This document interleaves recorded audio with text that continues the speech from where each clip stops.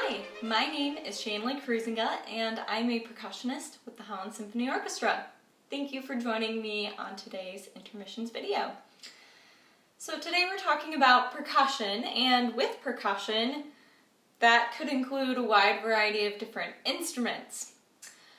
Typically in an orchestra, the most common percussion instruments that we will find are timpani, bass drum, snare drum, crash cymbals, suspended cymbal, triangle, tambourine, and bells. This instrument is similar to the bells, but is not quite as common in the orchestral setting, and this instrument is the one we will focus on today. This is called the marimba, and it is very similar to percussion instruments such as the bells, xylophone, vibraphone, chimes, and even the piano. So if you're familiar with a piano, these bars are similar to the white keys on a piano, and these ones up here are similar to the black keys on a piano. So if you know how to play piano, you already could probably play a little bit on the marimba. This specific instrument is 4.5 octaves long, which means that it ends on an F down here and it has a C way at the top. Varying ranges for the marimba include a 4 1/3 octave where we lose these notes, a 4 octave where we lose these notes and we end with the C to C.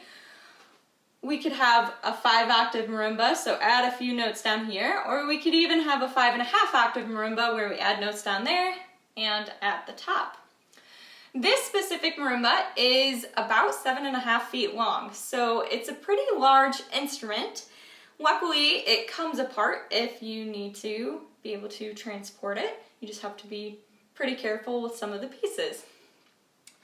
Components of the marimba include the bars. These specific bars are rosewood, which is the most desired material for a bar to be made out of, simply because it has a really nice, beautiful, rich tone to it. Other material that bars can be made out of include different types of wood, including paduk, which is one that is starting to become a little more popular, or you can have synthetic bars, which are not wood bars. The bars are held together by this cord, and then underneath you'll notice these gold tube-like things. They're called resonators, and they help carry the sound of the bars a little bit further. And then we have just some basic frame pieces, and this specific marimba is height adjustable. Older models of marimbas generally are not height adjustable.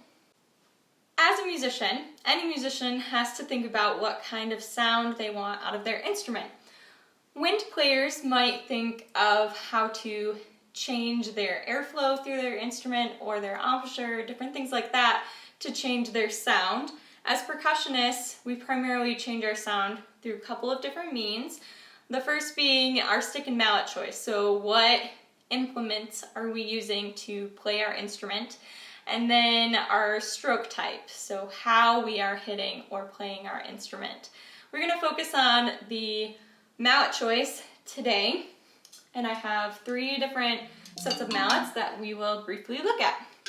On the marimba, we will typically use mallets that are wrapped in yarn, or maybe something like these ones, which are rubber. If we use anything harder, it not only sounds very abrasive to the ear, but it also can damage the instrument. So these ones right here, they are yarn. Now we have kind of 3 components to our mallets that can affect the kind of sound we get with this mallet. So the first being the material wrapped on the top. So this one is yarn, like I mentioned. The core, which is what we wrap the outside material around, can also affect the sound, so how heavy or light the core is.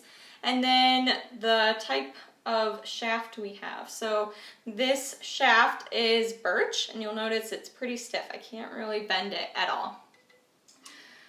This is also yarn. You'll notice it has a bigger, wider core than this mallet, and it's made out of rattan for the shaft, so it's actually got a little bit of bend to it.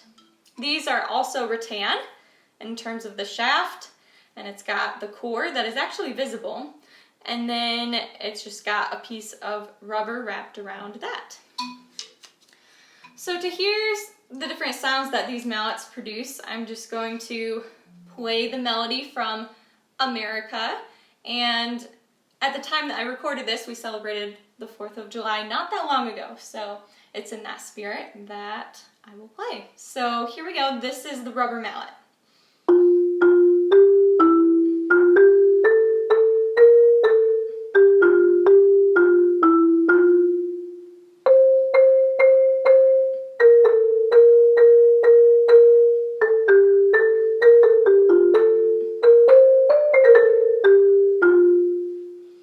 And there you go. You notice it has more of a staccato kind of tone to it. These ones I typically use on the lower end of the marimba, so I'm going to play the same melody, but an octave lower.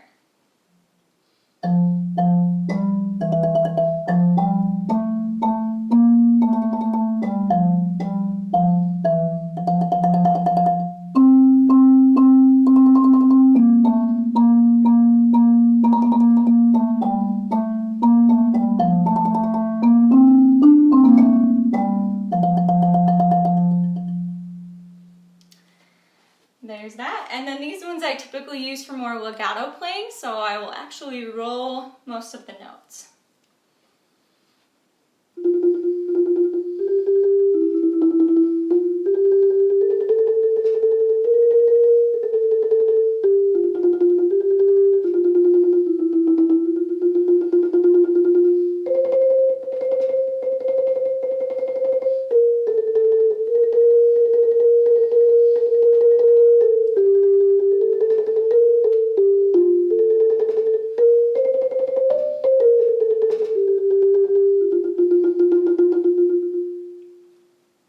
So there you go. You'll notice that we had the same melody, played slightly differently each time depending on the mallets I was using, because the mallets help us play certain styles more easily than others. For instance, I might not use these if I'm going for that really legato sound. So you'll notice that I played with 2 mallets just then. Sometimes we can also play with 4 mallets as percussionists, typically on a keyboard instrument like marimba or vibraphone. Sometimes we will carry 4 mallets or sticks in our hands just to help in other settings where we need to be able to carry more than just 1 mallet or stick in each hand. One thing I like about the marimba is that you get the percussive aspect in the sense that, you know, you're hitting bars. When we think of percussion, we think of rhythmic playing more, so we get some of that rhythmic playing, but we can also be very expressive on the marimba as well. So I would like to now play for you a short excerpt from a marimba solo called Nancy by Emmanuel Sejourne.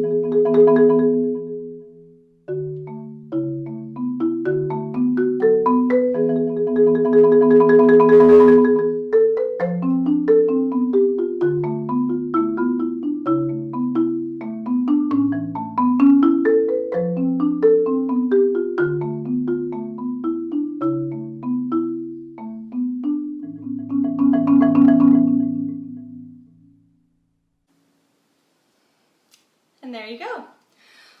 One other aspect that you might not realize about percussionists is that we often have to be planners and organizers, which when you think maybe of a typical drummer or percussionist, that might not be what comes to mind. But often in a piece of music where we are called to play more than one instrument, sometimes we're called to switch between those instruments pretty quickly. So we often have to think about, okay, what instruments do I need within easy access, or do I have enough measures of rest or time of transition to be able to switch from one instrument to another over here. Now you will see some pictures appear on the screen that are of a piece of music that I played a few times. It's called Angels of the Apocalypse, and it's a percussion ensemble piece, and you'll notice that each picture correlates with a different instrument station. So I had a copy of my whole music, my whole part, at each stand so that any notes that I made that were specific to that instrument stayed with that instrument. So I wasn't getting confused on not having notes in one part. They were all where they needed to be. And you'll notice I also write a lot of notes of I need to go to this instrument at this specific time, or I need to flip my page now, and that kind of thing. So as percussionists, sometimes we're called to be planners as well. That is all that I wanted to say today. I hope that you were able to learn a little bit more about this instrument, the marimba, and enjoy. And I hope that you enjoyed this video, and I hope to see you in a concert sometime soon. Take care!